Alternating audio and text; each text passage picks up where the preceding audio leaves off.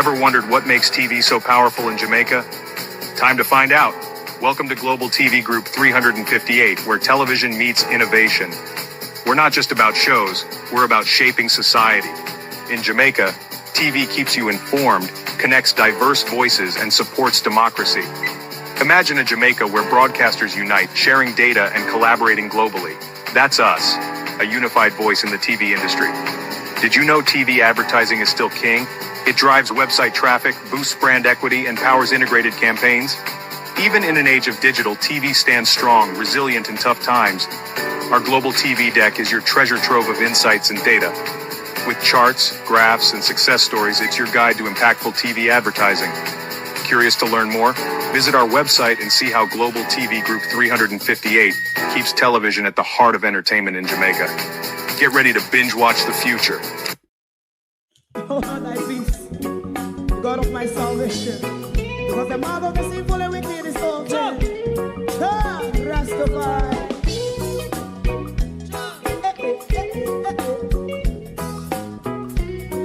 Come with I. Rastaman throw one stone, and it bring a bad feeling to all wicked men. Not a people there. Make a man throw one stone, and it bring a bad feeling to all wicked men. Only when man like Marcus Garvey speak, wicked men would I hear. Hear now hear. Instead of that, they only sit aside and rob and cheat, and not first and four. Make up what I seen to make him a throw one stone, and they bring a bad feeling to all wicked men. Oh, what a plan! Make him a throw one stone, and they bring a bad feeling to all wicked men. My favorite part, if Rasta make a progressive move, wicked men are red. How they want to see the day them can sell out Rasta and sell it out. I sell out Babylon. Big man throw one stone, and they bring a bad feeling to all wicked men. Big man throw one stone, and it bring a bad feeling to all wicked men. If Rasta make a progressive move, wicked men are red. How they want to see the dead can sell out Rasta and sell out. I sell out Babylon. Yes, stop on the Friday. You might throw a stone, and it bring a bad feeling to all wicked men. Oh, what a plan! You might throw a stone, and it bring a bad feeling to all wicked men.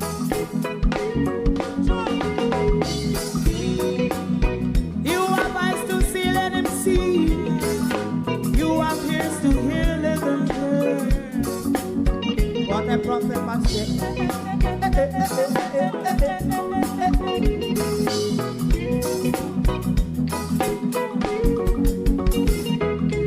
President Mandela was in prison for 20 odd years. And he leave from the prison and take the seat of the president. Stone one. Big man throw one stone, and it bring a bad feeling to all wicked men. Oh, what a plan! Big man throw one stone, and it bring a bad feeling to all wicked men.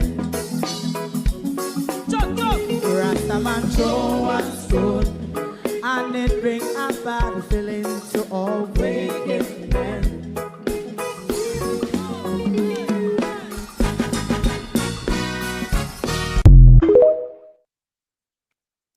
Globalist, good evening and welcome. How are you doing? Our morning to you, it's still 10 o'clock on the Eastern timeline. You may be asking, what is the tormented soul doing out here? I want to document every splutter of the government on this issue, because the government will be saying things that mean something different, and the government will be saying things and saying nothing. So I want to document on my channel whatsoever ever the government come and tell us, because you know the government has more than one mouth. The government can tell us something out of the mouth this morning, and this evening the government tell us something else out of the other mouth. Sorry there. And we know, say, in this situation, the government mouth are going to fly like BG, and we want to listen to them in real time, and we want to document every single word spoken from them, every single promise that they will be making to the people in this time, every government regulation that will have anything to do with this catastrophe. We want to know, we want to hear. So we're out here to rebroadcast the government's press conference. We may have a snap view, snap analysis on it immediately after, or we'll put it on for soak till we come back on later. But it's important that I listen to the wobble of the government, because the people is in a panic mode and all of that now, where the government will just say things and hope that it get brushed over your head and you didn't really hear anything that they really said to you, or in some cases don't understand what on earth they are talking about. But we're waiting for them to come out. They should be out in the next 4 minutes or so. Can we find a video that of the disaster of that length to show you what our country? Yes, I want to show you about this road. Let's look at this until the Prime Minister, I don't know if the Prime Minister is coming. I know his lullabies are coming to the podium. Don't know if the Prime Minister himself is coming to the podium. But it is interesting that people like me at this point keep up with the information coming from the Office of Plenty Ministry and the different ministers dispersing that information. Also keeping a record in public of the things they tell us and the promises. Guys, go on to see this. I rode and I look on this, you know, and Hurricane Melissa destroyed that road. Yeah. When me tell you, said destroy, nothing no left. Jesus Christ, you know, come when me carry the boat there. You see, a whole lot. The house over there, so I want to look on. The full of water dry, the water dry, but me want to show you up there, so up a road. Jesus Christ, me general. I know nothing normal, this me G. Eh? This is normal. I know nothing normal, mind drop me G. Boy, guys, a PA mud. There now, what going? There. Guys.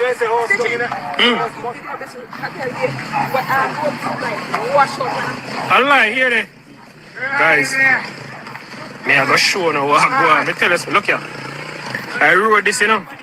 And everything where you see run out of the road, they so come pack up, come pile up right here. So me I go show now what go on, guys. So come with me. Man, me never seen nothing like this yet. Yo, yeah man. Guys, me never seen nothing like this yet for the day me born. It's everything where you see so the wash come pile up right there. So yeah, look. The whole of you so block off. No car can't pass this up. Wanna take a look? My God. Man. Family. My God. Guys. This. I know nothing normal. Listen me, man. Jesus Christ, guys. No, sir. Man, I never seen nothing like this yet. Never in my life. Brother, I water. Go down, go dig out the whole of this, you know? Guys. My God. Be a grave. Brother? No, sir. Creators, it's time to break through with trial reels, the risk-free way to experiment.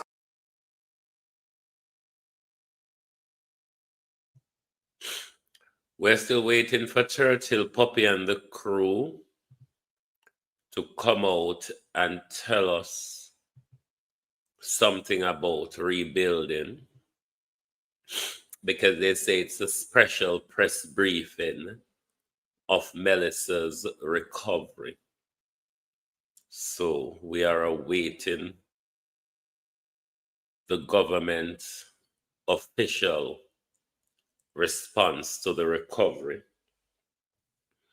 and to see their prioritization of the recovery. Daryl Vaz gave us some dates as to how the JPS recovery, date by date, will be done around the country. Sorry. Hopefully he will be lamenting on that.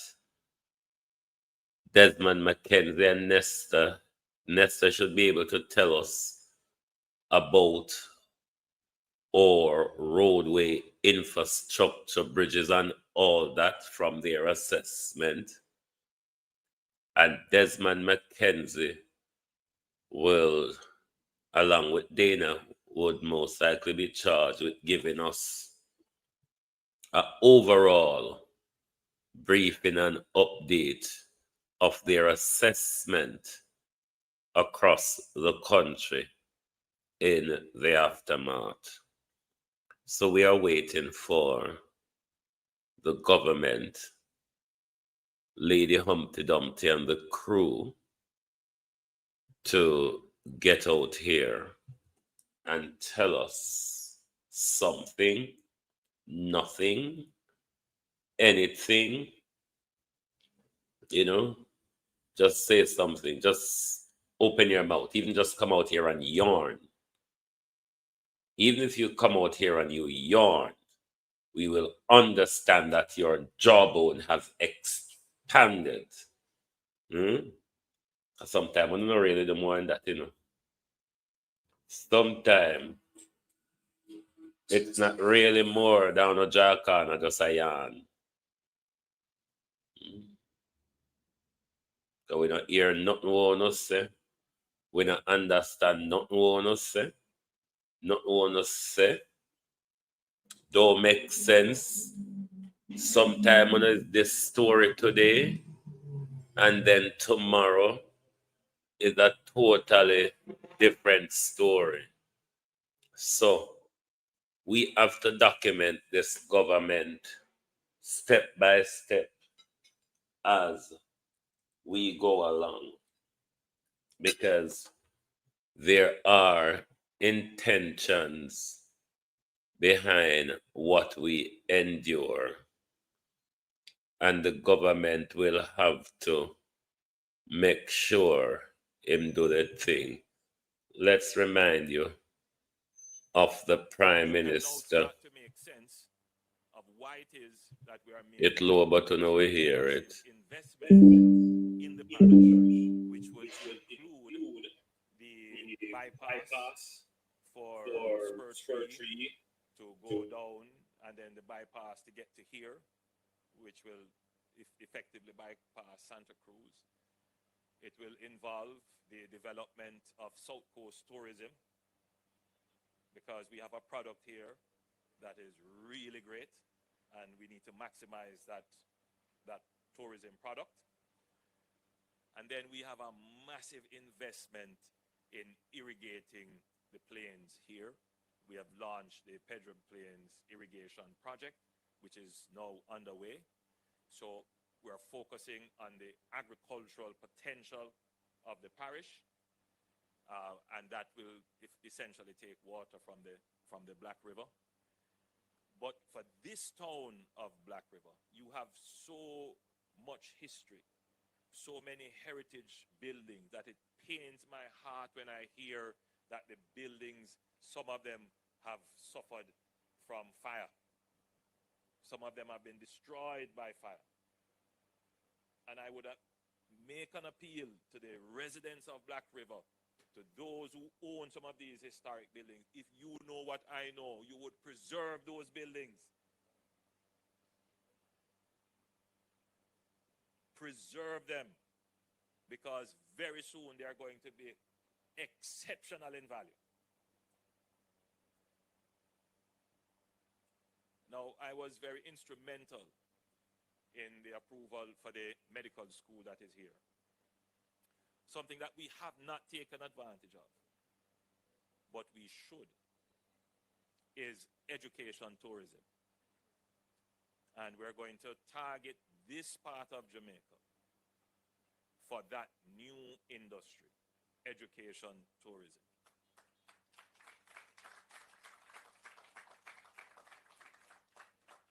So in the next chapter of our development, in our new term that is fast approaching, you can look out for individual parish development plans that will be done in such a way that the residents participate in it, the stakeholders participate in it, but you're going to see strategic and direct infusion of investments in such a way as to improve the quality of life of the people, to provide the infrastructure that they need, to create the business environment, and ultimately to give the people the ability to live and earn where, well, to live and work and earn where they live. It is going to call for a new type of thinking of the local government representatives. It is going to call for a new type of thinking from the Chamber of Commerce and the business people.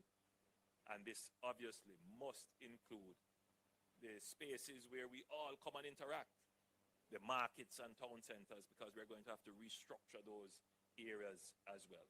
So you can look forward to the bright future that we have always wanted, because you have a government that is dealing with the economy in the proper way, and we are taking the resources from the economy to deal with the issues that you want to be addressed. And once you do that, then it supports an even stronger economy from which we can get more resources to deal with the issues that affect you, thereby creating the virtuous cycle of growth and development. So, ladies and gentlemen, it was indeed my pleasure to deliver the KFC lecture.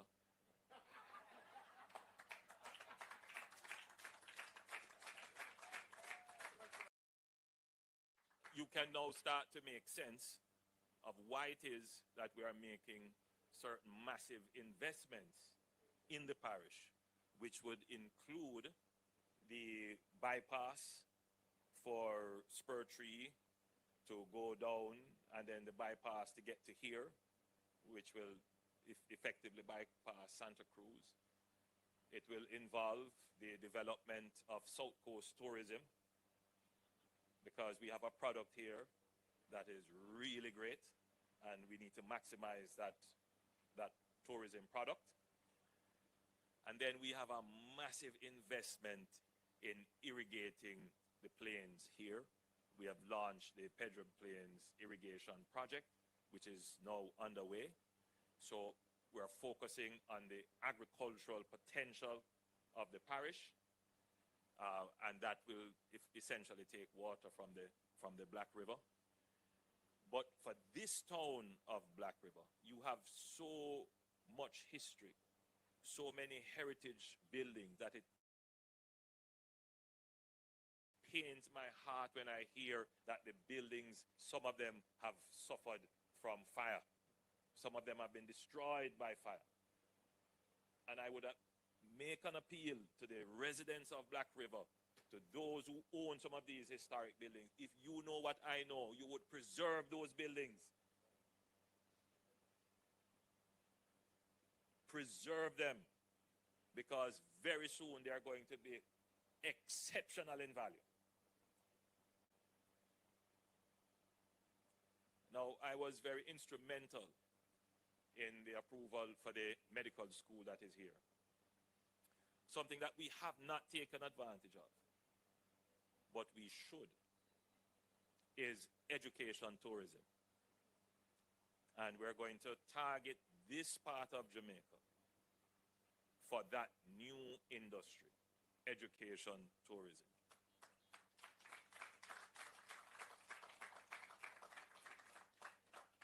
So in the next chapter of our development, in our new term that is fast approaching, you can look out for individual parish development plans that will be done in such a way that the residents participate in it, the stakeholders participate in it, but you're going to see strategic and direct infusion of investments in such a way as to improve the quality of life of the people, to provide the infrastructure that they need, to create the business environment, and ultimately to give the people the ability to live and earn where, well, to live and work and earn where they live. It is going to call for a new type of thinking of the local government representatives. It is going to call for a new type of thinking from the Chamber of Commerce and the business people. And this obviously must include the spaces where we all come and interact, the markets and town centers, because we're going to have to restructure those areas as well. So you can look forward to the bright future that we have always wanted, because you have a government that is dealing with the economy in the proper way, and we are taking the resources from the economy to deal with the issues that you want to be addressed. And once you do that, then it supports an even stronger economy from which we can get more resources to deal with the issues that affect you, thereby creating the virtuous cycle of growth and development. So, ladies and gentlemen, it was indeed my pleasure to deliver the KFC lecture. The KFC lecture that destroyed Jamaica, hidden in plain sight. The Prime Minister just explained to you his plan for what we call the SGD cities, the Sustainable Development Growth Cities. That is what the Prime Minister just explained to you. The Prime Minister in July explained to you what Melissa turned out now to be: a land clearing, a land grab, a psychological warfare an atmospheric warfare to tell the people it is no longer safe for you to own these lands. Private developer buying them from you at a cheap rate will build skyscrapers and hotels and entertainment center and all sorts on this very strip. And then you, the people, displaced from historical communities, will have to pay to come back and enter those beach.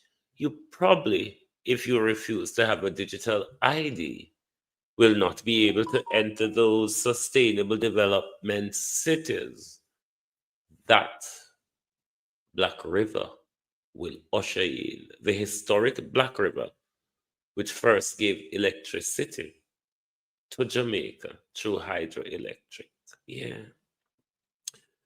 That same Black River, the historic building of Waterloo, was demolished by Donald Trump environmental assault that was carried out on our country and on the southern coast, the southwestern coastline of our country, which that bit is the target area.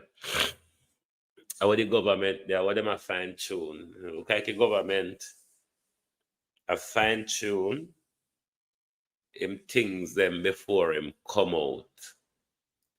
Because them 15 minutes late by now. And them still a tell us if stand by, stand by, stand by. Stand by, said the government. Whatever they're coming out to tell us today, the truth is we don't have a clue. Whatever they're coming out to tell us today, will it be from a heart of care and honesty? I don't think so. But we just want to hurry up and come out and talk whatever talk say, so we can go get me rest.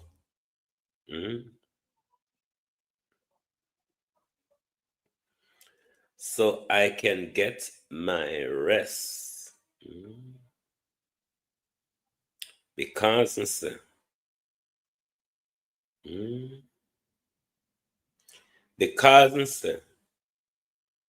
this your prime minister what we have will sign a deal with the devil to destroy our country,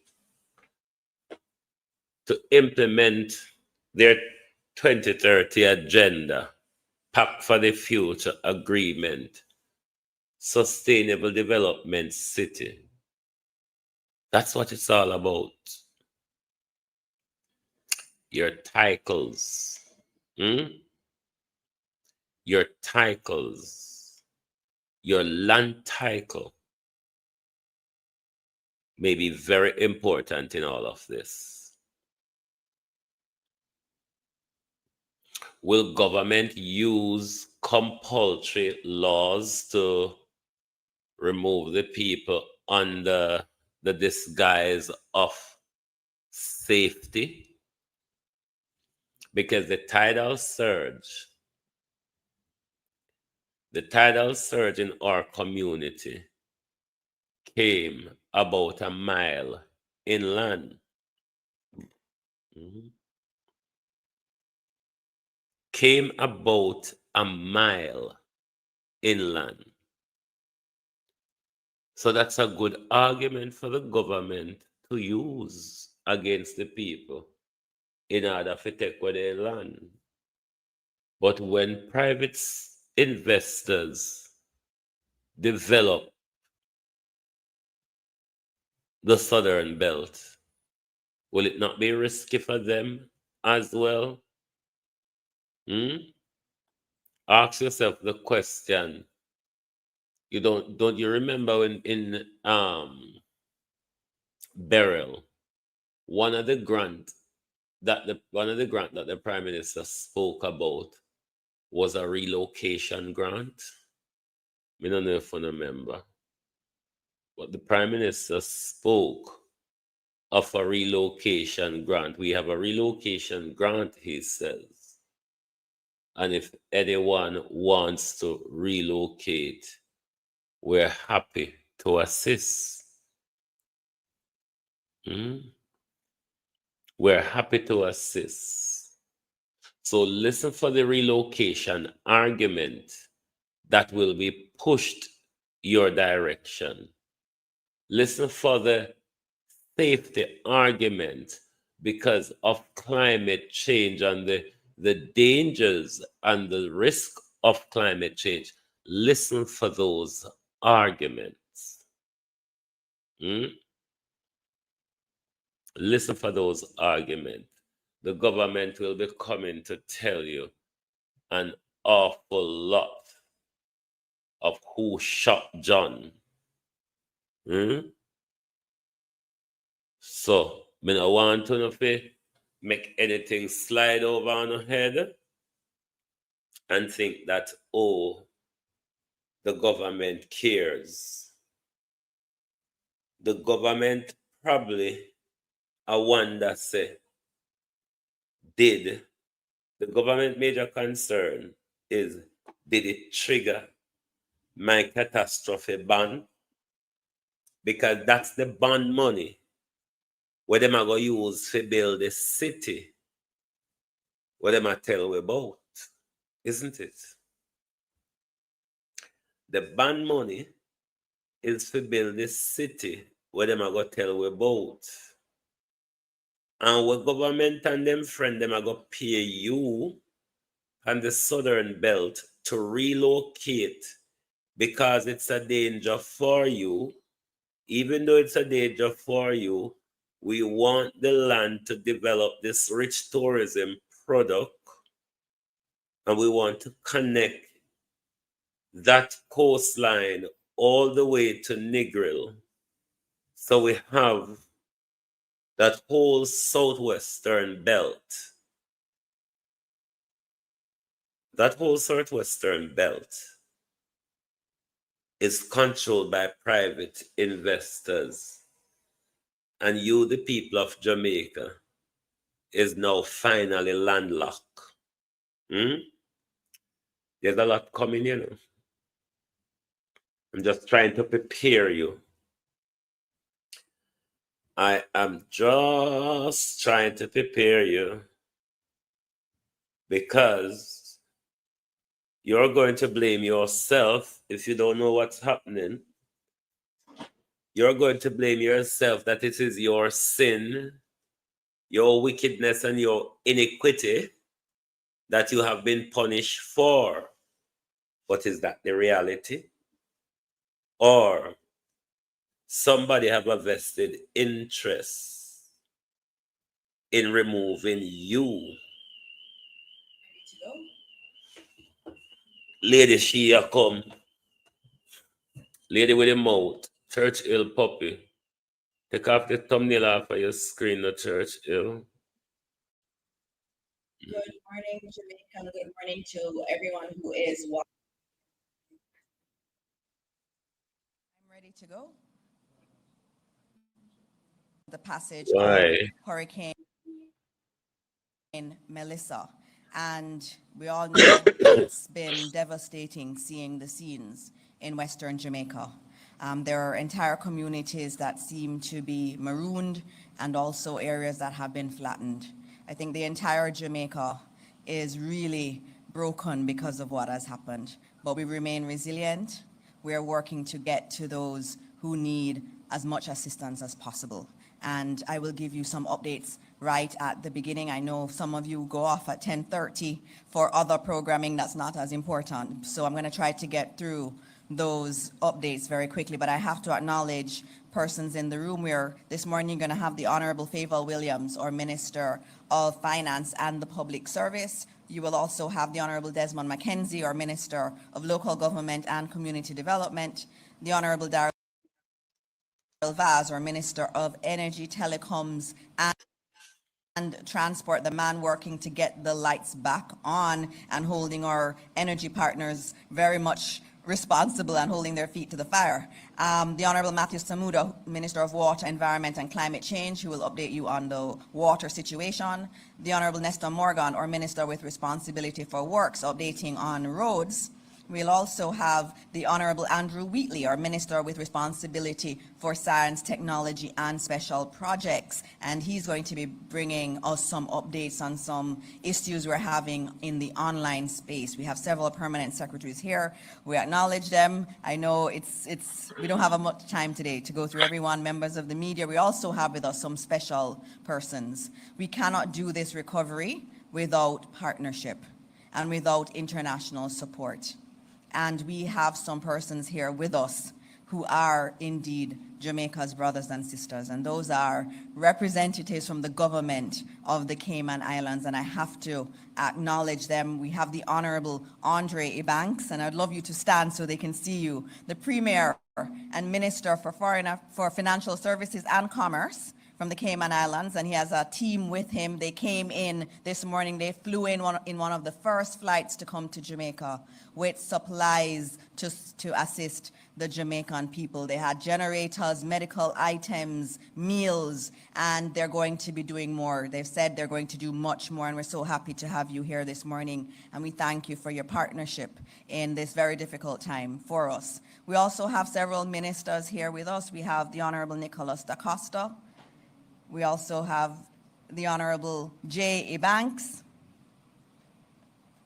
We also have, the entire Cayman team seems to be here. We have the Leader of the Opposition, Mr. Joey Hugh, is here with us. And we have the Honorable Consul, Dr. Joseph Mazuka. He's here too. He's organized all of this.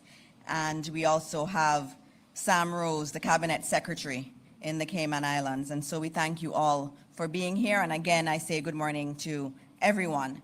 I'm going to give you some initial highlights in terms of updates, but the ministers are here and they'll give more specific updates. These are very important updates, and I ask you to listen to the official sources of information. There's a lot of info online.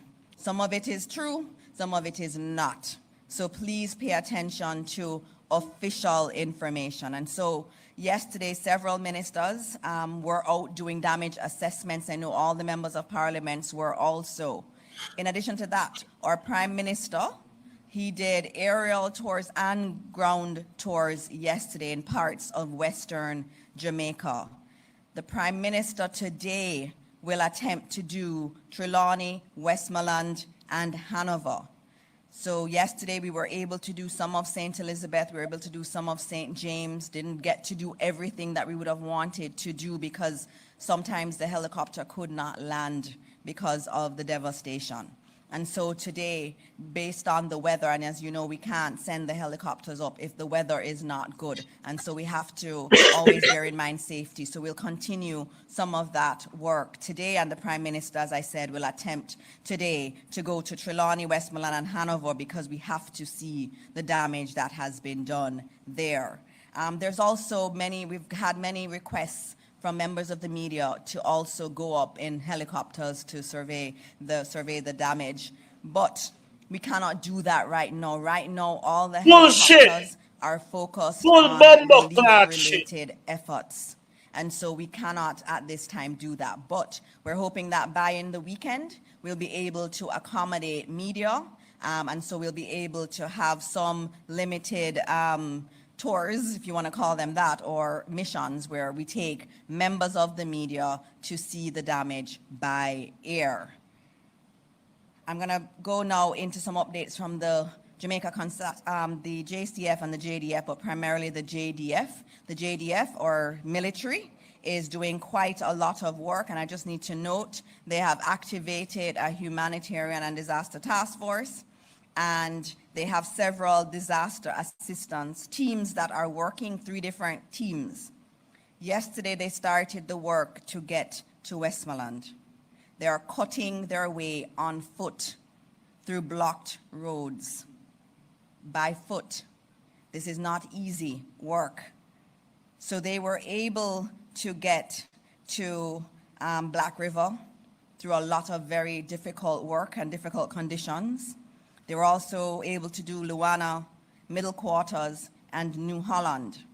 They got to Holland Bamboo yesterday, and they encountered lots of problems there.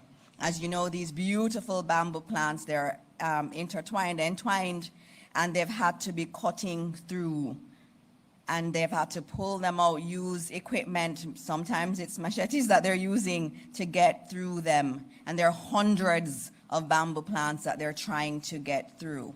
They did not finish it last night. They are back at it this morning to try to clear the road. Now let me be clear. That is not full opening of the roadway.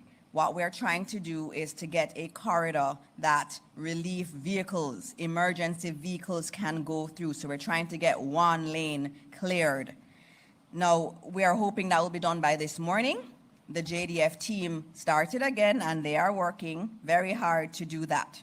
And we'll get more information to you as the road is cleared. They are working to get additional equipment, and of course they need petrol to operate these equipment and fuel. And so they're coordinating that so that as they get in, they can also go into other remote areas. So they're trying to clear the main roads, and then they will look at the other roads. They're also, the JDF, or Jamaica Defense Force, is also doing air response. They have been taking patients from Black River.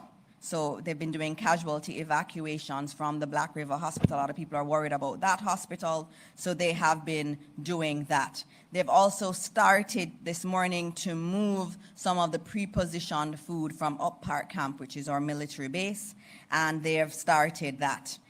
Just also to note that the JDF would like us to know that they're going to be doing patrols in the affected area. These are disaster areas. And so we need to note to everyone, even though we're clearing roads, especially in the most affected areas, stay off the road.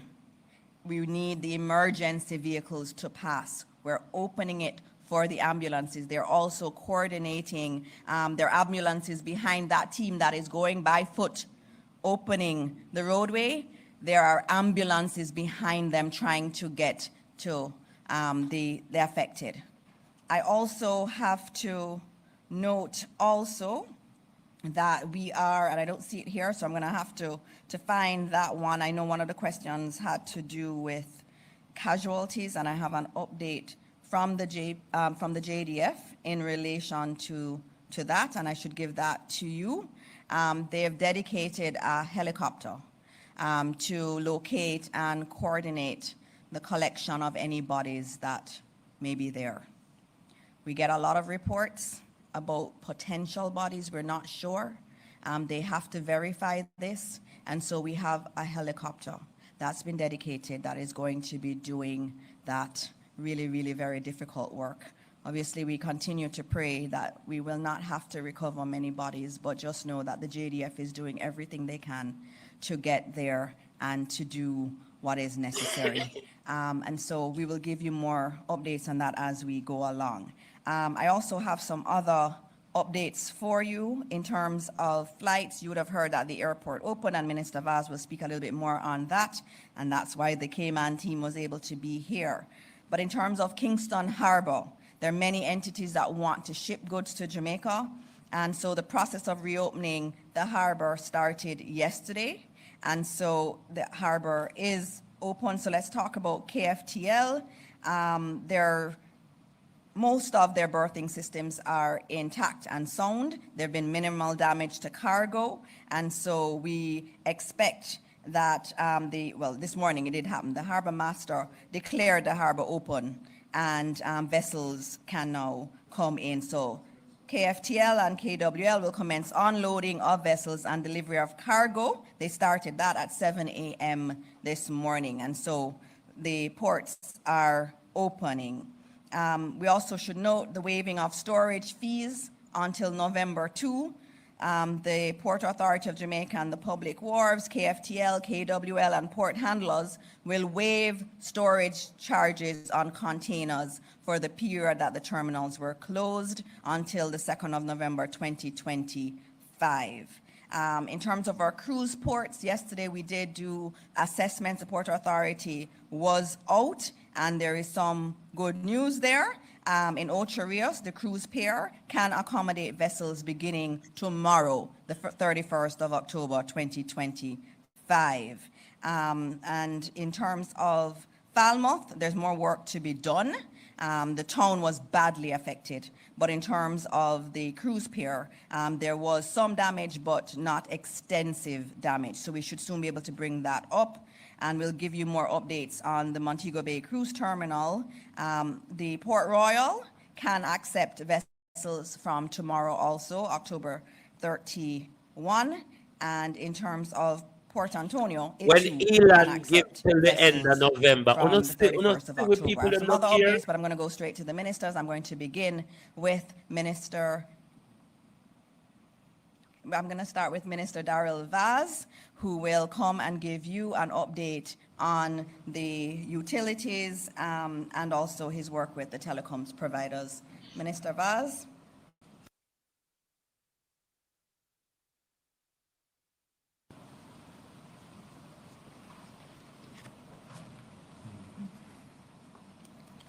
Thank you very much. Good morning to everyone, especially our friends from Cayman, Premier Leader, Opposition Ministers. Thank you very much for coming. It means a lot. So let's start with JPS. As of 8 a.m. this morning, the country is currently operating on a slim generation reserve margin due to the unavailability of generation units and required high voltage transmission lines to meet growing demand from restoration. Firm generation available, 190.5 megawatts. Forecasted peak, 180.5 megawatts. No renewable output available from solar and wind plants. The floating storage reclassification unit that supplies LNG is expected to dock on Friday, October 31st. This will restore natural gas supply to plants that burn gas as a primary fuel. Transmission, over 70% of transmission lines remain out of service due to the severe damage. Reconnaissance flights with the JDF will continue today to assess further damage. Distribution, over 52,000 customers were restored over the last 24 hours. Approximately 490,380 customers, 72% of the customer base is still without power.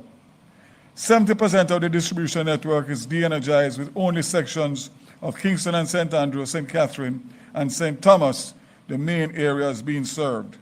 Let me just note that I got a report about that the entire St. Thomas is suffering from low voltage. So I asked JPS to look into that immediately. The highlights, if you can call it that, 8 major hospitals have been restored, including all major hospitals in Kingston, St. Andrews, St. Catherine, Spanish Town, now has power. We're working to restore 13 other major health clinics across the island. Power has been restored to the Norman Manley International Airport. And I'll just give you, for clarity, Clarendon, totally out, 51,000 customers. Hanover, same, 16,466. KSA North, 96,000 customers, 25,000 without light. South, 60,091, only 3,946 have light. Portland, 23,000 customers, 19,000 without light. Portmore, 52,000, 31,000 without light. St. Anne, 46,000, all up without light. St. Catherine, 86,000, 50,000 without light. St. Elizabeth, 45,000, all out. St. James, 62,000, 61,000 without. St. Mary, 30,000, 29,000 without light. St. Thomas, 20,000, 4,657 without light. Trelawney, fully out at 20,712. Westmoreland, 34,000, all without light. So total customers out as of October 29th is 542,000, and customers restored over the last 24 hours, 52,000, leaving 490,000 without power.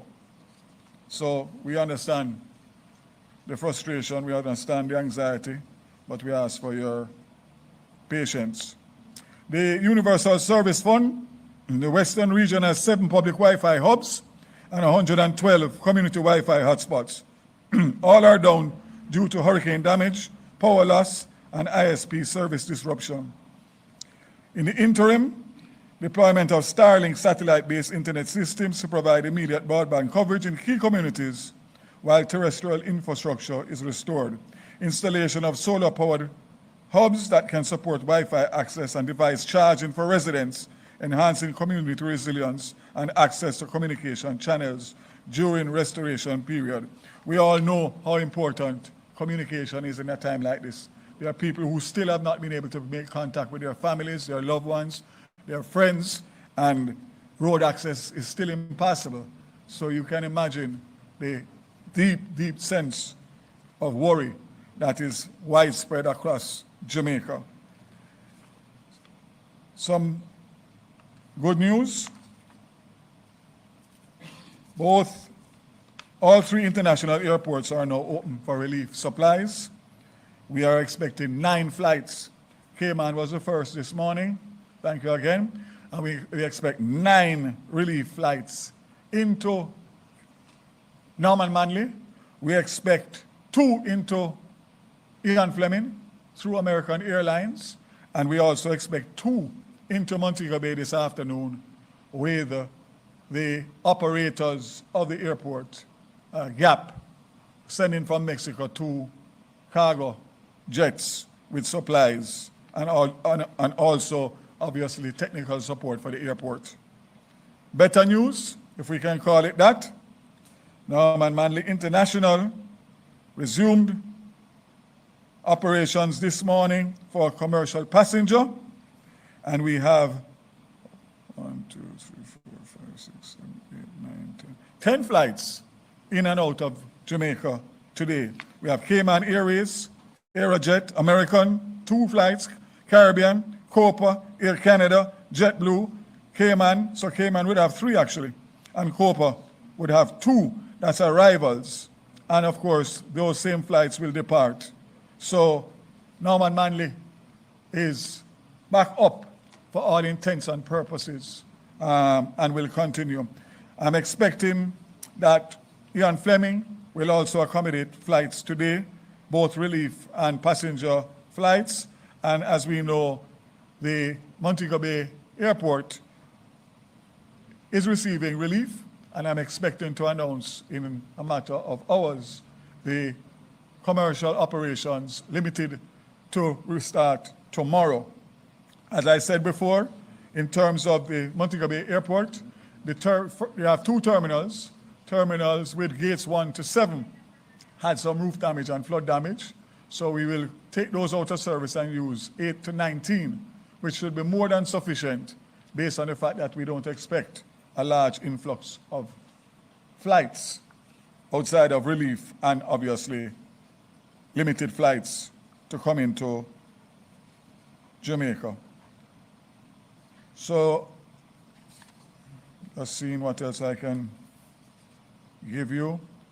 The regular airdromes have some damage, but will be reopened. Telecommunications, very important.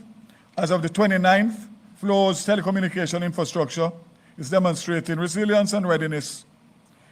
Mobile emergency service, over 67,000 unique subscribers have utilized Starlink.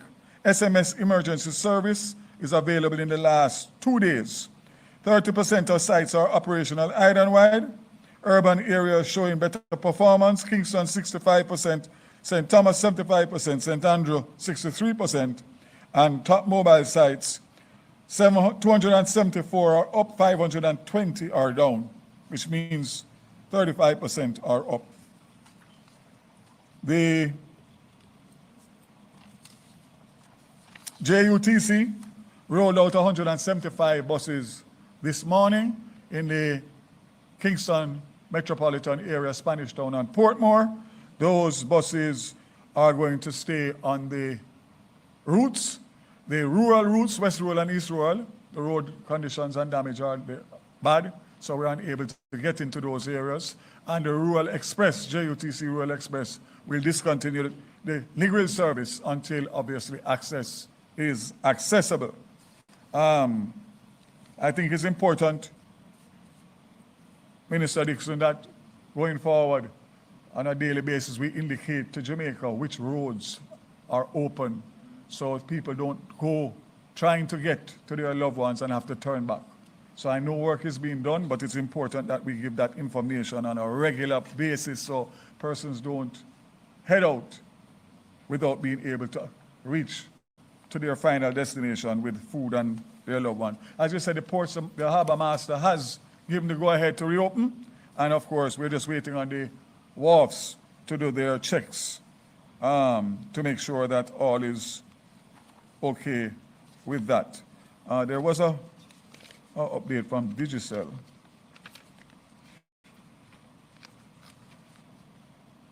I'll have to provide that at a later stage. So I'll save the rest for questions, and I'll try and get some more information between now and then. If there's any essential service under my ministry that I've forgotten, please just ask the question and I'll get the information. JUTC and Montego Bay Metro, both are serving as best as possible. Obviously, Montego Bay St. James got a bad hit as well, so it will be limited service. But for JUTC, and we will be providing JUTC for relief efforts to go for families who want to get down there to help their loved ones. JUTC will be crafting something to assist in getting more people in one bus than having 5 or 6 cars trying to do the same thing. In closing, let me just say that I ask everybody, every single citizen of Jamaica to make time. 5 minutes, 10 minutes, 15 minutes, an hour to just dedicate some prayers for those. Thank you. Thank you very much, Minister Vaz. You've heard the situation with telecoms and know that we know there are many people who are trying to reach their loved ones by phone and are not getting through. And so it's a priority for us to get some more avenues for telecommunication between family members. And I tell you, I remember Hurricane Ivan. My mother was in Cayman. My grandfather was in Cayman. I didn't hear from them for days. I was a wreck. So I know there are so many people in Jamaica, all over the world, that I know your heart is breaking because you've not heard from your families. And so please know that the government is doing everything we can to get to them. And that's why our soldiers, and they were working with regular civilians, just came out and said, we want to help. And they're going by foot, trying to clear the roadways. And so we are going to get to them. We're going to get to every community. It may take a little time, but we're going to do it as quickly as we can and get aid and food to all those who need it. All right, I'm going to give you a quick update on education. I mean, a lot of people have asked about schools. In the areas that were not badly affected, we're in Kingston, and when you drive around Kingston, you see some fallen trees, but it's not bad at all. That's not the case in other parts. So where we know that schools can resume, we will be doing so on Monday. But a lot of our schools do not have electricity and they do not have water, even in places that weren't as badly affected. And so we're doing the assessments and we are looking at an emergency plan. I've asked Senator Marlon Morgan to work primarily on this emergency plan because we're going to have a plan for children in Westmoreland, in Hanover, in St. Elizabeth, and in St. James. And so we are working through that and at the appropriate time. Right now, it's about getting food to individuals. It's about getting those who may be injured assistance. It is not the time really for those concerns, but we are starting to think about it, and we will give you updates at the appropriate time. I know we have some other ministers who should be reporting. They are out in the field. They're on their way here. We have Minister Samuda, who is going to come and speak about the water situation, and also some updates on some discussions with the private sector around mobilizing food that is already in Jamaica, and he's on his way here. We also have coming to join us, we should be having Minister Morgan, who will give you a further update on roads. And we have, oh, you're here. Okay, so you can go next. I didn't see you walk in the room, so. Okay. All right, so we are going to go into the update on roads. And then we have Minister Samuda just walked in from his meeting with the private sector. Thank you for being here, ministers. So we're going to go in that order. Minister Morgan, you will come now. And then we'll have Minister Samuda give his update. And then after that, we are going to have Minister Wheatley, who will be talking through some concerns we're having online with a lot of scamming happening. And so we do have to address it here this morning. And then we'll close with Minister Mackenzie's update from the Office of Disaster Preparedness and Emergency Management. But before that one, we also have been getting a lot of questions about the CAT bond. This administration did quite a great job, Minister Williams, in trying to build in some resilience into our economy. And we are going to have to get an update from you. I don't know if you want to come now. Would you like to come now on the CAT bond? Yes, I know. The Cayman team is going to have to leave, and so you may see some activity. They do have to get back to the airport to leave. All right, so I'm going to have Minister Morgan, and then we can continue with the rest of the press conference. Minister Morgan?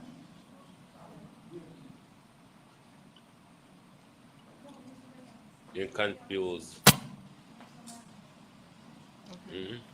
That's Minister Morgan. Minister Morgan. Hello, good morning, Minister everyone. Morgan, Jamaica. All right, no, I'm not Minister Morgan. Of course you are, darling. But let me say good morning to colleague ministers, permanent secretaries, ladies and gentlemen, members of the media, and to say how very delighted I am this morning to be here with the Premier from the Cayman Islands, the Honorable Andre Banks, and his delegation. I met them at the airport this morning. I welcome them, having heard and seen the footage about Hurricane Melissa in Jamaica. They jumped on a plane and are here this morning. So I'm going to give a minute to the Premier just to introduce the team or just to hand over. Okay. The story of Braintree. Good morning, Jamaica, and good morning to our folks in Cayman. I know that your country needs vital ministerial updates, so I'm going to make this very brief. From our standpoint, the Cayman Islands has a deep heritage and history with Jamaica. As Mr. Vaz had mentioned, and as you also have mentioned, we have had our own experience with Hurricane Ivan, and Jamaica was there for Cayman. So we pushed aside our usual state business and got on the first flight that we could to pledge our support.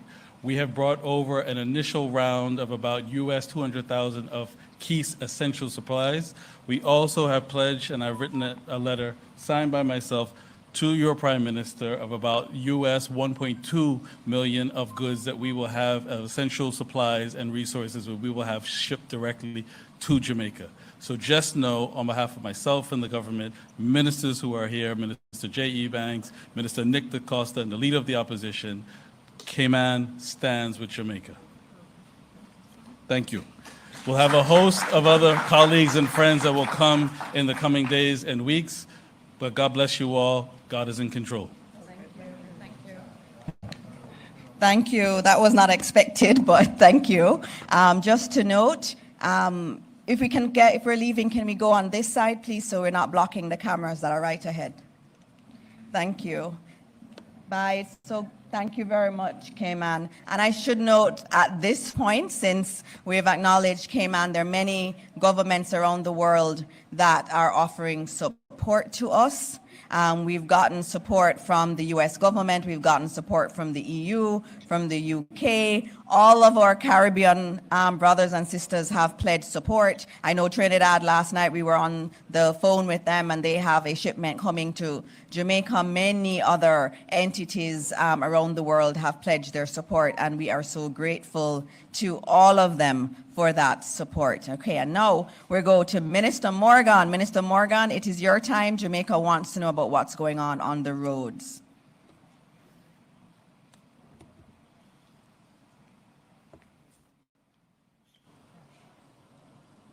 Thank you very much, Dr. Morris Dixon. Thanks to everyone who is tuning in. Just want to give a report on the current situation regarding our roads and major infrastructure. We began experiencing the effects of Melissa on October 24.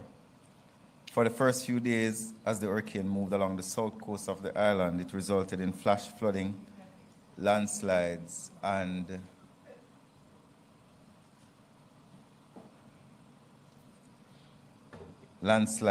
block drains in several parishes, especially in eastern and in central parishes. On October 27, the hurricane made landfall along the western coast of Jamaica, resulting in a significant damage to roads and other. We know that already. Move on. On the western parts of the island, Westmoreland and South St. Elizabeth, South Manchester, and in some places in Clarendon. It also had serious impacts in Trelawney, Hanover, St. James, and St. Anne. Based on the reports received up to early this morning, more than 151 roads have been reported affected island-wide. Of this amount, 134 are still blocked. We have fully cleared 11 roads, and we have partially cleared to single lane 41 roads, and we continue to work on 82. So let me repeat that. 151 roads are affected. 134 were blocked or are still blocked to some extent. And we have cleared 11 fully, and 41 are single lane, while we're still working on 82. No, based on our mandate at the National Works Agency, our central role is the immediate activation of our various parish offices to mobilize equipment and personnel to clear blocked roads and restore access to communities. Primary consideration has to be given, based on our mandate, to corridors which include health facilities such as hospitals and clinics and health centers, airports and seaports. And I'll speak about airports. One of the first things that we did on the night that the hurricane left was to send a team along with the JDF.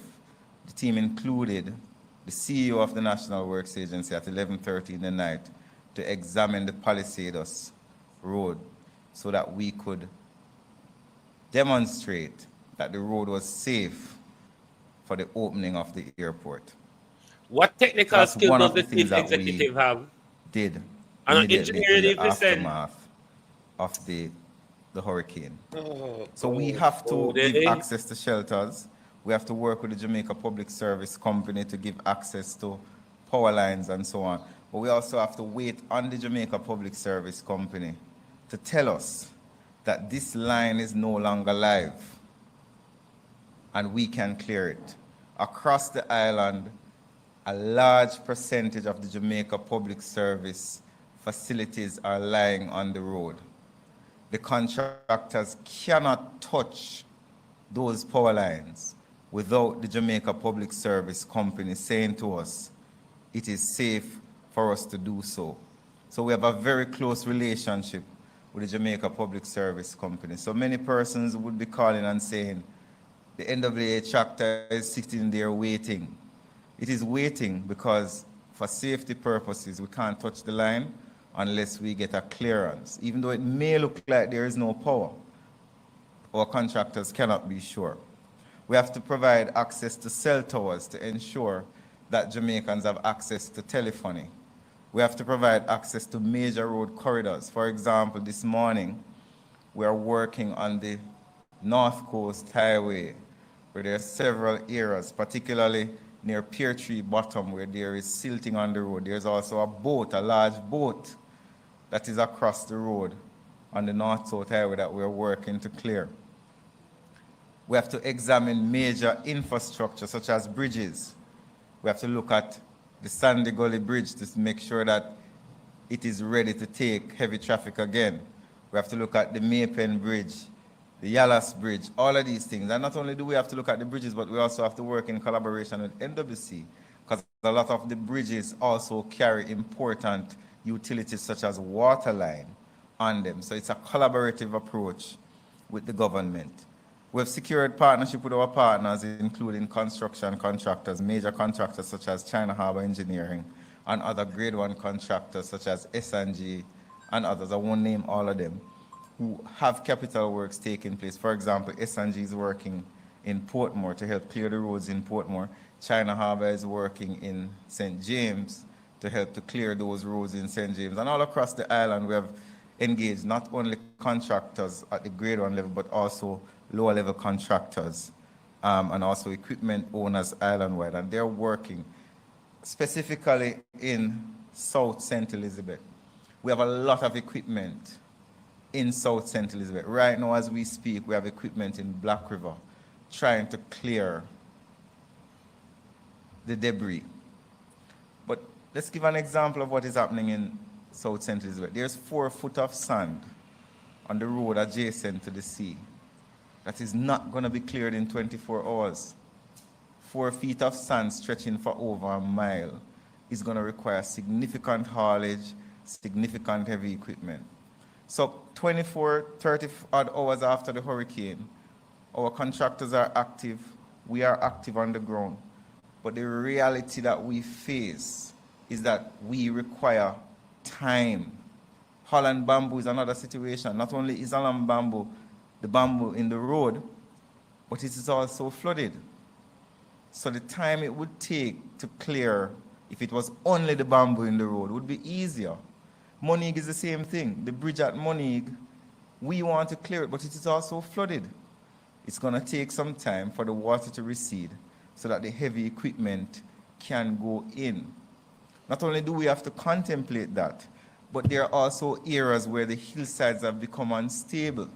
So you might send an operator in, for example, Bogwalk Gorge. An engineer has to come and look at the hillside to ensure that rock falls are not continuing. So imagine sending an operator into the gorge and a rock falls on the machine and he loses his life. It would be irresponsible of the entity to allow that to happen. So there's a lot that goes in. It's not just sending this is not updating the sentimony that you come to with. clear a road. There are other things that factor in to the clearing. So we are in collaboration with JPS, NWC, Office of Disaster Preparedness and Emergency Management, and we continue to work. Our first priority is to give single lane access, at least single lane access to where roads are blocked, which includes removing fallen trees, clearing landslides, relieving flooded areas by creating additional drainage. Our 14 parish technical teams, along with support from other departments, are assessing the effects of the damage and assigning appropriate equipment to clear affected areas. And we've also deployed technical teams to look at our bridges and critical infrastructure where river training made it necessary. We're also engaged with our coastal experts. For example, we're engaging with Smith Warner to look at our revetments across the island to ensure that they are stable. We're also looking at our gully network island-wide to ensure that even though the rains have stopped, are there gully walls that have now become unstable that may pose a risk to life for people who live close to gullies. We also have to be looking at our traffic signal network. Island-wide, a large portion of our traffic signal network is down, so we have to be doing assessments of that as well. Several communities, especially in western parishes, which were impacted by the hurricane, have seen a significant number of their drains destroyed. We continue to conduct assessments and create access where inaccessible areas exist so that our technical teams can look at the damage that exists there and solutions can be made. The works to achieve the access are being undertaken by private contractors who are part of the agency's framework. At the beginning of the hurricane season, we would have put out a call to every single contractor who has a public procurement certificate to ask them, if there is a disaster, do you wish to participate in recovery? Our first call is to the contractors who responded of their willingness to put down their equipment to absorb some of the cost of clearing and holding strain until we are able to stabilize and pay them. 24 hours to 30 odd hours after the event, we are still clearing roads and restoring access island-wide, and hence we're not able to provide a full cost as yet as to what the impact has been. Our targeted approach is multi-pronged. Reopening of blocked roads first to at least single lane, restore drivability of main thoroughfares which have been scoured, assessment of critical infrastructure for safety, bridges, gullies, rock revetments, and river training, assessment of traffic signal network, collaboration with our partners, JPS, NWC, our telephone companies, ADPEM, and our municipalities, and also giving regular updates to the nation as to where we are in clearing and assessing.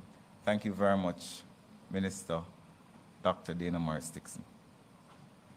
Thank you. I know your teams are out there. I've seen them, and I know they're definitely working in the most damaged areas also. We're going to now have the update on the water situation, and we have our Minister of Water, Environment and Climate Change who will now give his update on that, on other things too. Water not important. We never had water before the hurricane, so this not by the way right now.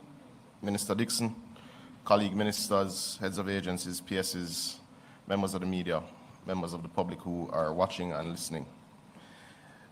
Just over 30 hours post the all clear being given, NWC has the following updates as it relates to their supplies.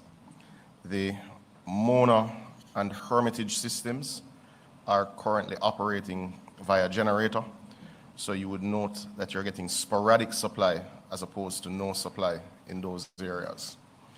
The Tullow Springs, which is the third major system that supplies southern St. Andrew and certainly sections of Kingston, is operating with full JPS supply, but is impacted by some turbidity.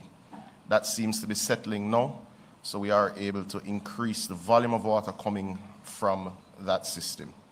We are also pulling some supply from wells in St. Catherine with the use of generator and connecting from private sources into our systems. So Kingston and St. Andrew, it would be fair to say that outside of the hilly interior, being East Rural St. Andrew and West Rural St. Andrew, are at minimum getting sporadic supply. The hilly interior is obviously impacted by pumps which need energy, and that is being worked through with JPS. We expect to be able to return most of Red Hills and Stony Hill sections that are supplied by pumps with supply by this evening. So Kingston and St. Andrew generally is doing okay. St. Thomas had some electrical problems from damage during the storm. Those are being resolved now, and it's expected that St. Thomas's pumping systems will be up before the end of the day. The larger issue that we face, as you can imagine, is in Western Jamaica. I'll start first with the Northwest. Something that we hadn't contemplated or certainly had hoped wouldn't happen has indeed occurred. That's why we need to be funding to everywhere. The boundary of St. James and Hanover. Its intake pipes were dislodged and washed away in the storm. The Great River water system serves just under about 35 to 40% of St. James and most of Hanover up to about Logwood. So you understand the disruption that this will indeed cause. Contractors have already been mobilized. The pipes are already on site. We expect work to commence within another hour as the assessments are now Who carried them complete. there by what We have been roadway? working with NWA. There will be did a you temporary flew them intake there? installed, which will cause some traffic disruption, and the longer term work will take about 6 weeks. But we expect to complete the temporary reconnection by Sunday evening. That will allow us to pump pretty much for 70% of Hanover and 35 to 40% of St. James. I think that's important for residents there to note. We do have a generator on site at this water treatment plant, so as soon as we're able to pull water into that facility, that will help. The Martha Brae system, which tends to be the next largest system supporting approximately 50% of northern Trelawney and about 50% of St. James, especially the Montego Bay metropolitan area, is being impacted by turbidity of the Martha Brae River. With where that is now, we expect that to significantly reduce over the next 36 hours. We do have generator on site. We will be able to pump water into homes immediately after turbidity subsides within that 36-hour period. Now, important to note, and this is something that happens all the time in St. James. St. James, pulling from one source, is perhaps an unfortunate way that we designed this water system some 40, 50 years ago. It takes a while to backfill the lines. So every time there's a break on the line in anywhere near Iberia Star or any of Coral Gardens where there tends to be line breaks, which is why we're replacing that line, it takes approximately 1 week to backfill those lines. We pump from the Martha Brae to the terminal reservoir in the center of Montego Bay and to backfill the lines right throughout the hilly interior of St. James, 1 week. We expect to start pumping within 36 hours. But I want there to be understanding that certainly immediately post that 36 hours, firstly, northern Trelawney will see water in their pipes, and then eastern St. James, not the political boundary, but the geographic region, will start to see the impact, and you'll move steadily into the center of Montego Bay to the terminal and the Bogue systems there. Just want people to be aware that those are the constraints in that area. As it relates to Logwood, which is the major supply for Negril and sections up to about Landilo, it was damaged during the storm in terms of the electrical supply. We have repaired that and we have commenced pumping. So within the next 12 hours, persons from Logwood to Negril to about Landilo should be seeing water as we backfill those lines. We're working to do the assessments in the rest of Westmoreland. Access and connectivity with our team has indeed caused challenges. A team from Trelawney and Montego Bay is physically going to sites throughout the course of the day. We'll be better able to update as it relates Westmoreland, I would imagine by close of business. Portland, well, let me stick to the west first. St. Elizabeth, as you know, is in many ways ground zero. St. Elizabeth and I'd say eastern Westmoreland is ground level for the disaster.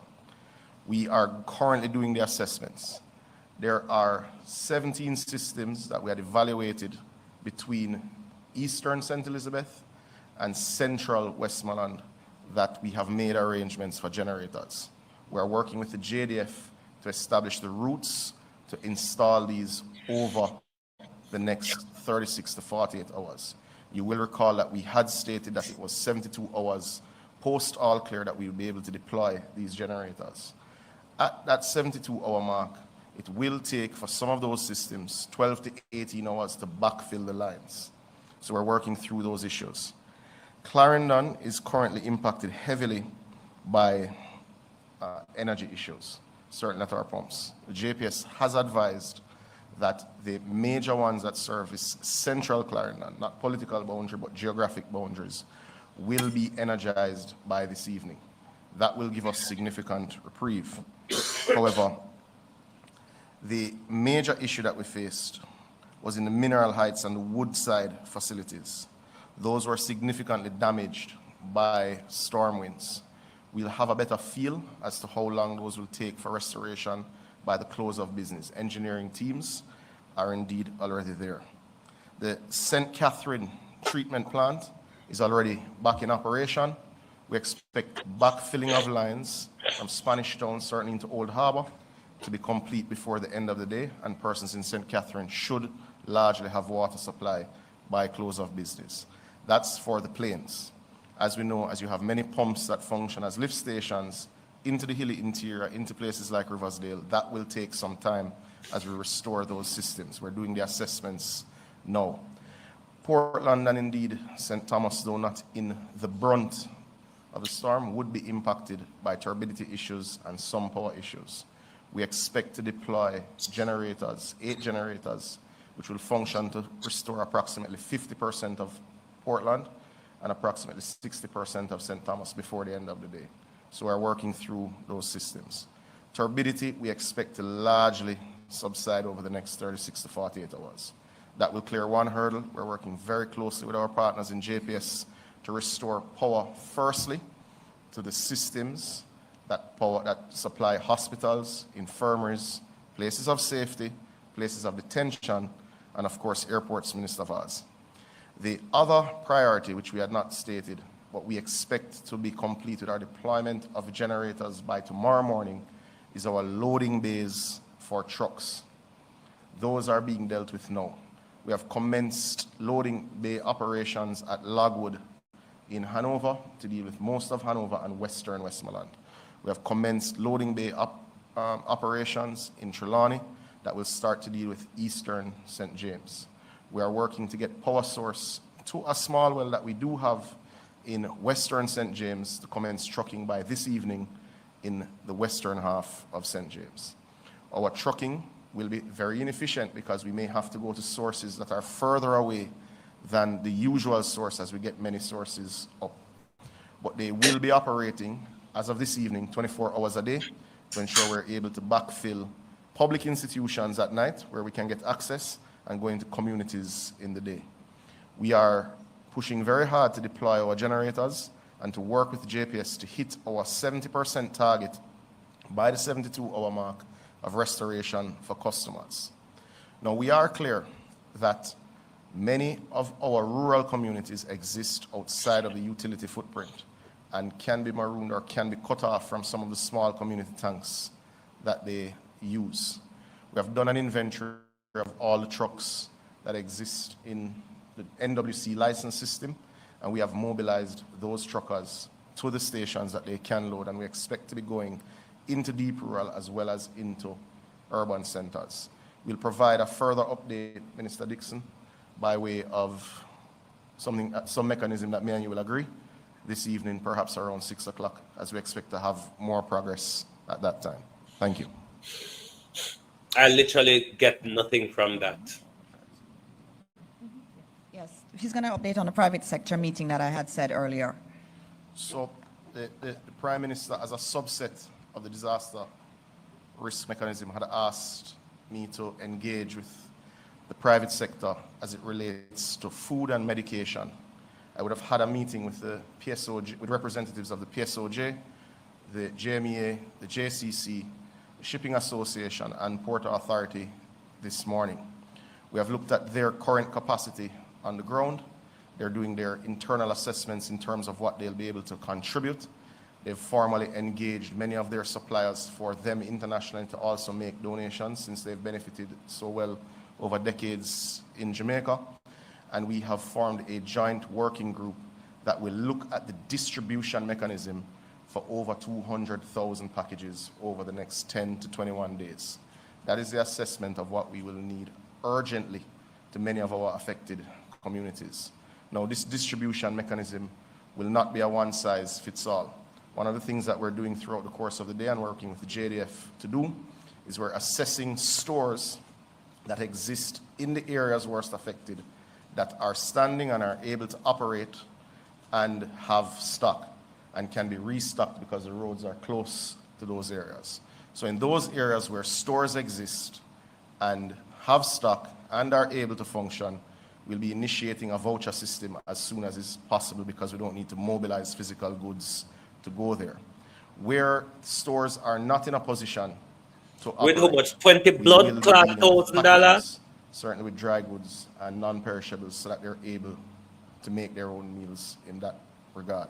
We will also be supporting with several of their members in the food and beverage industry through the JDF, through the ODPEM, through the Ministry of Labor, with cooked meals where they're able to support. So for instance, I know today across 3 of our major patty suppliers, some 35,000 patties are being baked to be sent to the West in Jamaica. And that's one initiative of many, but we'll be reconvening mid-afternoon and we'll give a formal update in terms of how we plan to distribute significant food packages over the next 7 to 10 days to the worst affected areas this evening. Thank you. Boss man, you should have Thank that you very work out much, already. Minister. As you see, we're all jumping in where we can and supporting the effort as best as we can. One of the main questions we've had from the media, particularly, has been about the cat bond. And so, Minister Williams, we are going to ask you to give an update on that. Just noting we do have a cabinet meeting, so we will have to break soon because all of us are needed in cabinet. And so Minister Williams will go, and then Minister Mackenzie will give his and then Minister Williams first, and then Minister Wheatley, and then Minister Mackenzie will close.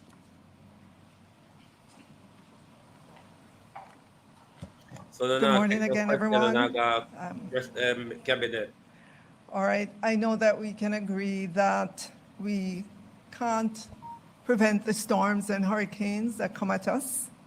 But one thing this government can be credited with is putting together a robust national natural disaster risk financing policy and taking the steps to ensure that we put the financing in place, the financing framework, and maintain it over the years just a and year made ago. it more robust, so that this morning we can stand here to remind you that that framework consists of several layers. The first layer that we can immediately call on is the contingencies fund with $5.3 billion. Then we have the National Natural Disaster Reserve Fund with $1 billion. There are some conditions that apply, and we'll work through those. Layered on top of that are our different insurance policies, and we do have 2 insurance policies with the Caribbean Catastrophe Insurance Facility, otherwise called CRIF, C-C-R-I-F, and the coverage there for tropical cyclone is US $91.6 million. And for excess rainfall, the coverage is US $37.3 million, of course.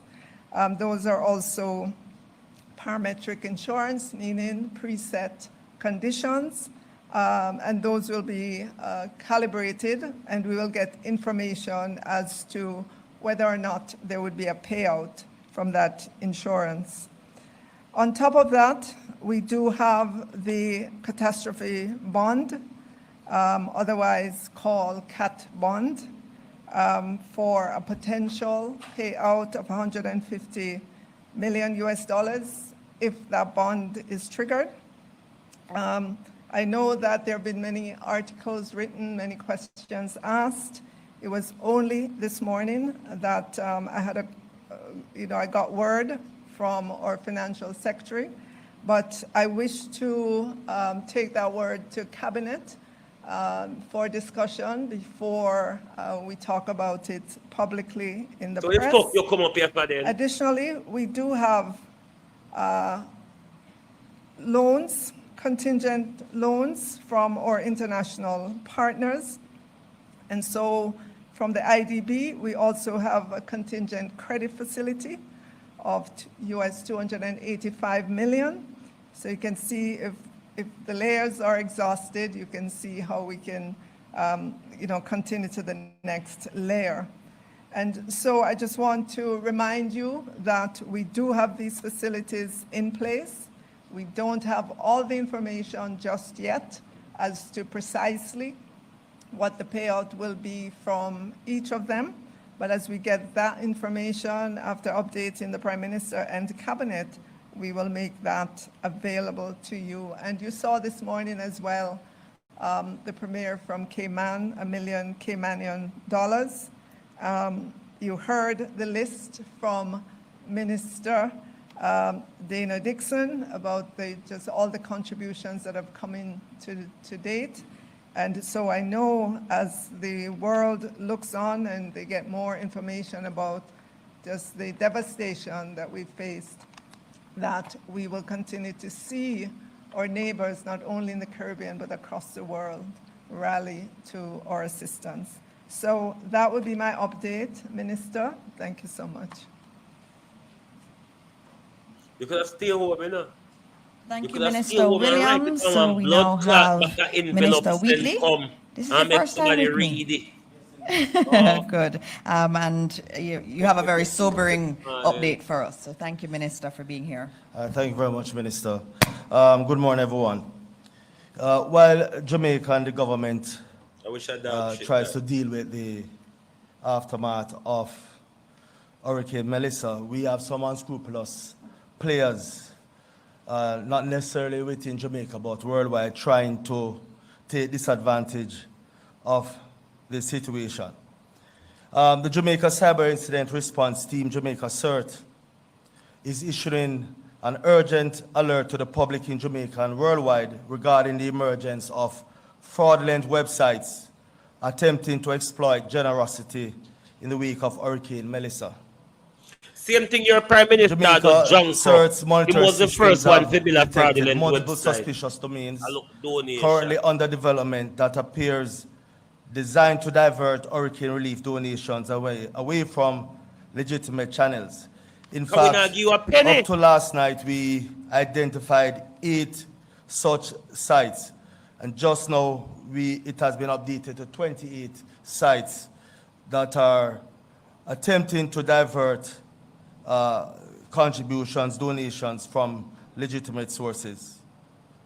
These malicious actors are creating fake websites with names deliberately similar to Jamaica's official donation portals. We have identified some of these domains as JamaicaHurricaneHelp.net, JamaicaHurricaneHelp.org, Jamaica-Hurricane-Help.com, MelissaReliefJamaica.net, MelissaReliefJamaica.com, MelissaReliefJamaica.org, SupportJamaicaGovJM.com, SupportJamaicaGovJM.net. And you recognize that the last two are very much similar to our official website. The main difference is that all of our websites, our official website ends with .gov.jm.com. What you have identified, ladies and gentlemen, is that these sites are at varying stages of development. But Jamaica CERT suspect that these sites may become active in coming days.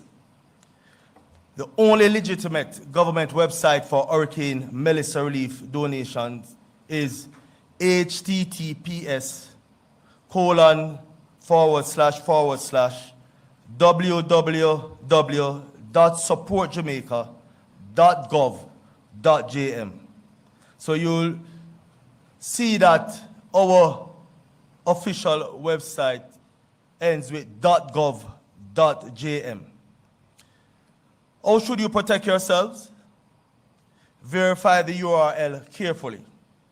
As I stated earlier, the official site ends in .gov.jm and not .com, .net, or .org. We ask that persons who wish to donate to type the address directly. Do not click links in unsolicited emails or social media messages. Look for security indicators. Ensure the site shows https:// and look for a padlock icon. Again, that speaks to the security of the site. We are asking persons to be suspicious of urgent requests. Scammers create artificial urgency to bypass your careful judgment. We ask that you research any organization. If you are donating through a charity, verify its legitimacy through independent sources. What to do if you encounter a suspicious site? Do not enter any personal or financial information. Do not make any payments. Report the site immediately to Jamaica CERT at jamaica.cert@opm.gov.jm. And you must also share this warning with friends and family as well. A message to our international donors. The government of Jamaica recognizes and deeply appreciates the global outpouring of support for Jamaica during this difficult time. We urge all international donors to exercise caution and use only the official government portal. Your generosity should reach those who need it most, not criminal enterprises. Jamaica CERT continues to actively monitor for additional fraudulent domains and is working with international cybersecurity partners and domain registrars to shut down these malicious operations. Again, the public will be notified on a continuous basis of any development in this area. Ladies and gentlemen, Jamaica, Hurricane Melissa has caused significant damage across Jamaica, and the need for legitimate assistance is real and urgent. By staying vigilant against these scams, we can ensure that charitable donations reach the Jamaican people who desperately need support. Was that all? Thank you, Minister. You heard it. There are people out there trying to get money via nefarious means, and you have to. That's why we created the .gov.jm extension, because we know that we need to be able to say that something is legitimately the government of Jamaica. There are some other legitimate sites that are out there, some very important organizations. Please do your research before you use any of them. If you're looking for the official government of Jamaica site, it is supportjamaica.gov.jm.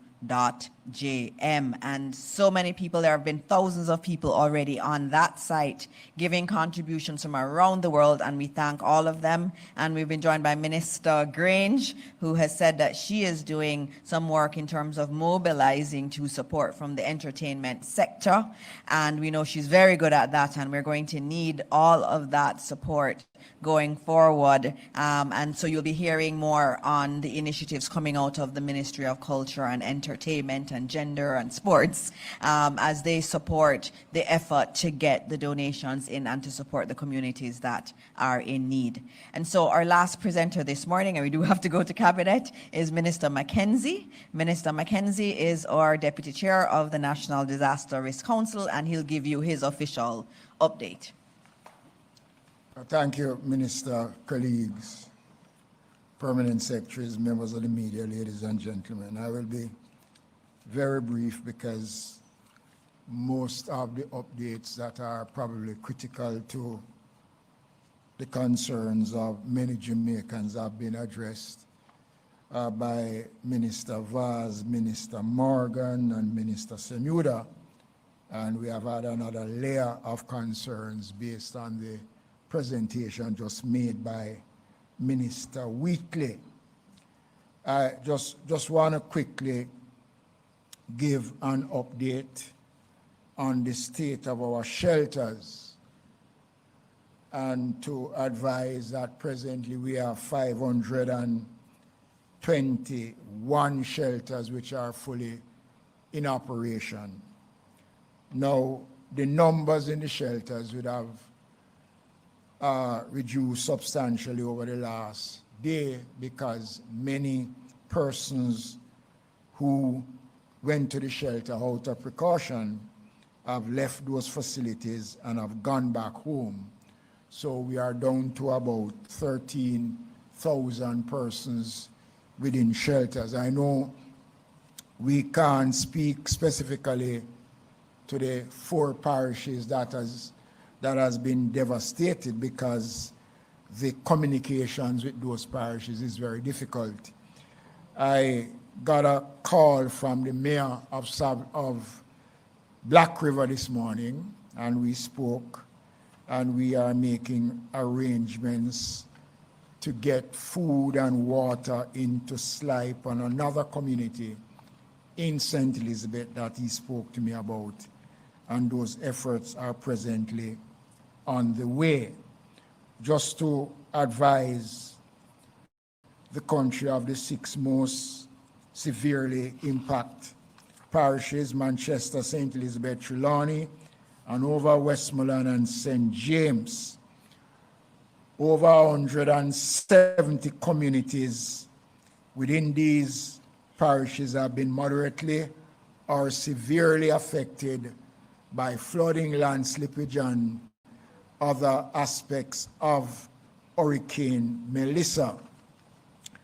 Just want to update that the Emergency Secure Response Team, and Minister Dixon would have spoken briefly to it earlier on, comprising 117 members of the Jamaica Defense Force Disaster Assistance Response Team, the DART, has been deployed to assist with search and rescue, and they are en route making clearance and distributing food packages along with the Jamaica Constabulary Force and the Jamaica Fire Brigade in many communities that are accessible. The relief operation continue in collaboration with national and international partners, including World Food Program, UNICEF, SEDEMA, and other such agencies, the Red Cross, the Salvation Army, and thousands of well-thinking Jamaicans. Already, Minister Williams met the Caymanian delegation, and more relief supplies are en route to Jamaica. I just want to close now by saying, I spoke yesterday again about the question of the operation of the shelters. And again, social media is making pussy. You come back with the same fuck again, pussy wall. There is no truth that Nancy, as Auntie of Angela. midday today, all shelters will be closed. That is not true. That is just not true. If you fucking come update, we don't So come the to shelters quarrel and come will remain in clean. operation, especially in the parishes that have been severely affected by the passage of the hurricane. We are making arrangements as I speak This auntie is to really get getting on my igloos nerve, with right? ice and water and food supplies to these affected areas. Over the next 2 days, a massive relief program between ODPEM, the Ministry of Labor, and our partners will intensify to get relief supplies to the various communities. Later on, I hope we will be able to give a proper update on the number of deaths so far. Again, I've been hearing some stories that I don't want to repeat, and I'm not going to repeat those stories because the police have not confirmed those reports. But what I will say is there has been casualties, and we do anticipate, based on our information, that there'll be more. But I'm asking persons only to respond to the official statement. That's why we're John Krabotina gonna fucking put Minister of Information, who will receive those information and will provide them to the public. So this is just a brief update. We continue to work. We continue to do all we can to ensure that we reach those who are in need. Thank you, Minister. Okay, thank you very much, Minister. So you see there's a lot of work happening, and as I said at the top, the Prime Minister plans to, as long as the weather holds up for him, he will be going to see Westmoreland today and Hanover, and he will continue the really and flyovers literally, of the interior, so some parts of Clarendon, really and too, literally, what the fuck they come out here and for? Trelawney will we'll also be able to look at. The Where they helicopters come are out already here up, for? JDF is up. We are actually Somebody starting hold to back my get bomb food out clock into the this affected evening. areas as best as Globalist, may I go and possible. about my We will continue business? to do that. I just need to know that many Globalist, international development partners and may I agencies come go that and are about my business? working Because they with must know us. here about sugar, The World brown Central sugar Kitchen bag is one or that is doing envelope quite a back. lot of work. They've done over So you 100 could have just million write food this on an packages envelope around back the and post world it to social last media. We'll all year, fucking read it. We're not they dumb. are on their way to Jamaica. They actually have already started. I know they have a partnership with Island Grill, and they were distributing food already. And they came in this morning. Minister Williams is saying Little girl, they go are on. they're gonna do some real good work with us. I know Hart Little will be girl with the working old with man beard them, put up on with your some head. of Go on this our evening. trainees in the chef area. They did some yesterday, 6,400 meals yesterday, 20,000 today, and 100,000 per day is what they're trying to do. We also have some other partners who are coming in today with helicopters specially designed to deliver food in areas that are cut off. And so we're going to be able to drop food items, even if we cannot get there by road. We're going to drop food items in the affected areas. We are working hard to get food to people and water as is necessary.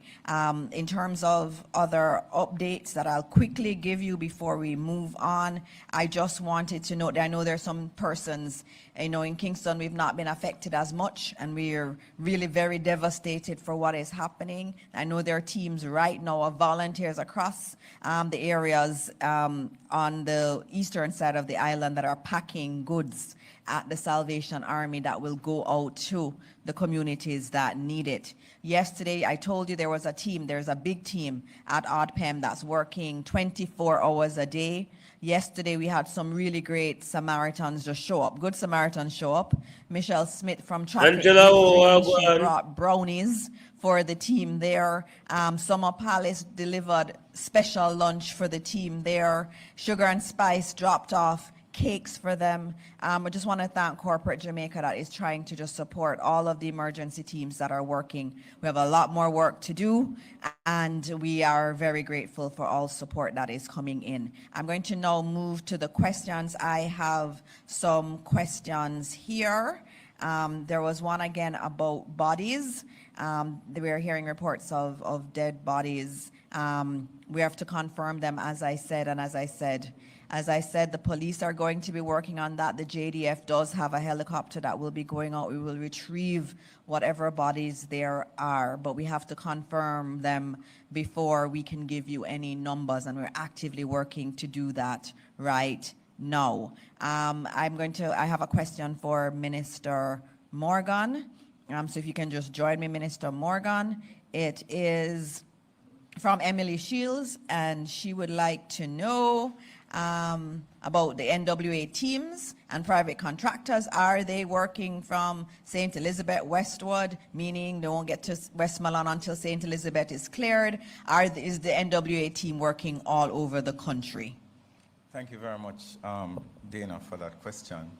The National Works Agency has engaged contractors in every single parish.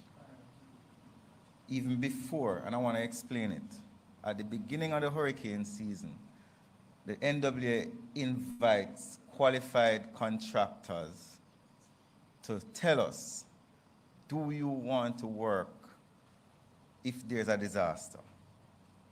And many contractors say yes. Since the event of Melissa, we again reached out to not only qualified contractors, but anyone who has equipment who is willing to assist us. And we have said to the parish teams, if the person has a backhoe, a front-end loader, an excavator, and there's a need for it, use them. We can deal with the administrative side of it after. I see a bumper blood clot when we want to deal with the money. Metro no go nationally to the about red the tape. engagement of reputable persons who have equipment and expertise to assist in the recovery. Westmoreland, Hanover, St. James, St. Elizabeth, Trelawney, all parishes across the island. And I want to say to the people in Westmoreland, it goes for you as it goes for Hanover, as it goes for Trelawney, as it goes for Clarendon. Thank you. Everybody, Thank we you are very much. everywhere. NWA is everywhere. There is no area that is being focused on. They are everywhere. I think we have one here. Thank you, Minister. But you could stay because I think they may ask you more questions. Mahiri? Can't hear you.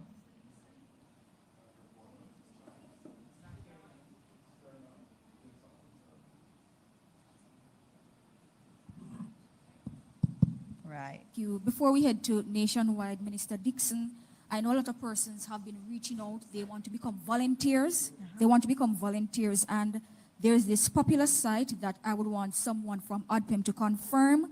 It's odpem.itechinnovations.com. We just want to know if this is a legitimate site where persons can register to become volunteers, please.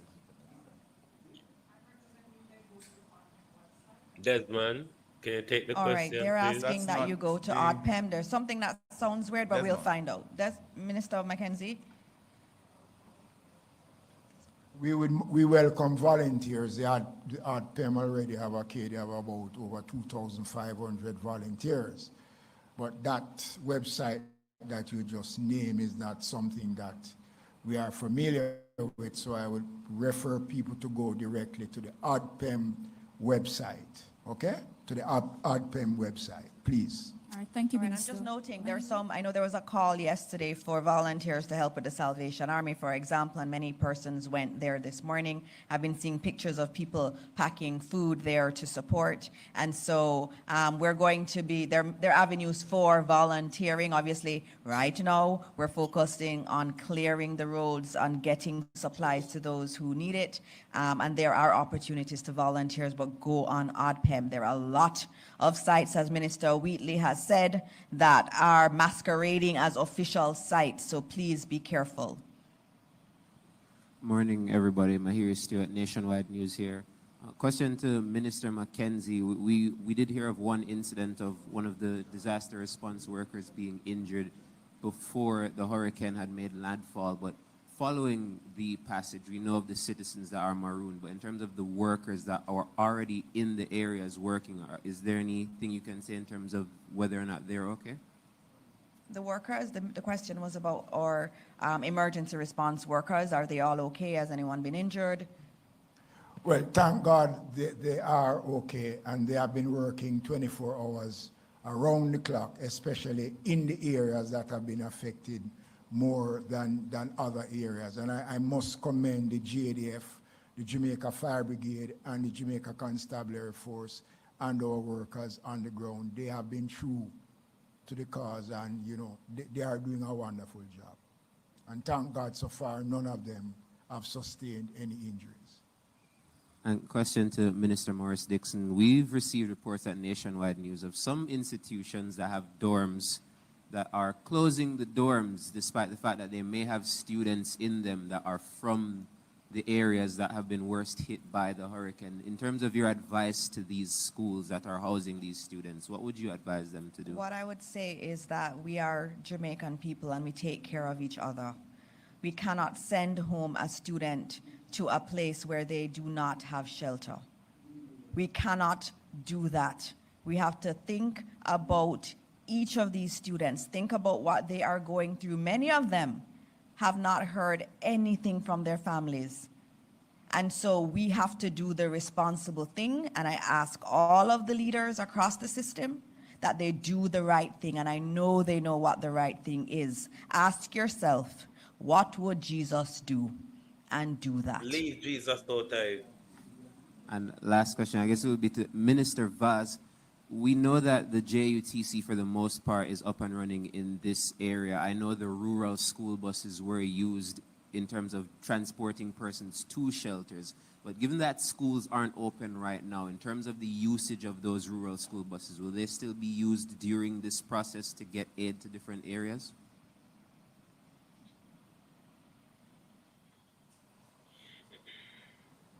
At this point, whatever, at this point, whatever is needed will be done.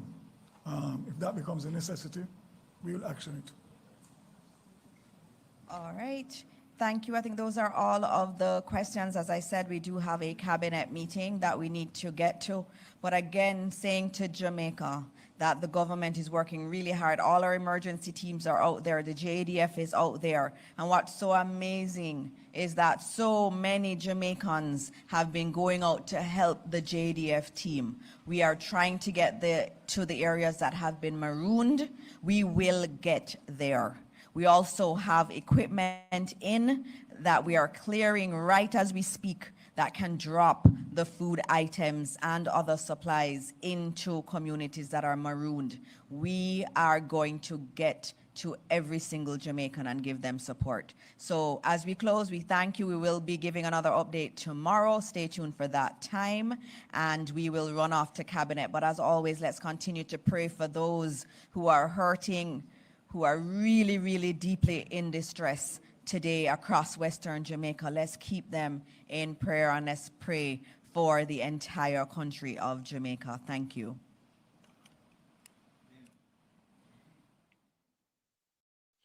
Globalist, soy. I go hold my peace and make the Lord where them a talk about fight the battle. Me now go cuss there now. I go put them down for soap, make them marinate, and make them spoil. Then later on, me will address them. Because literally, you could have all just written it in an envelope.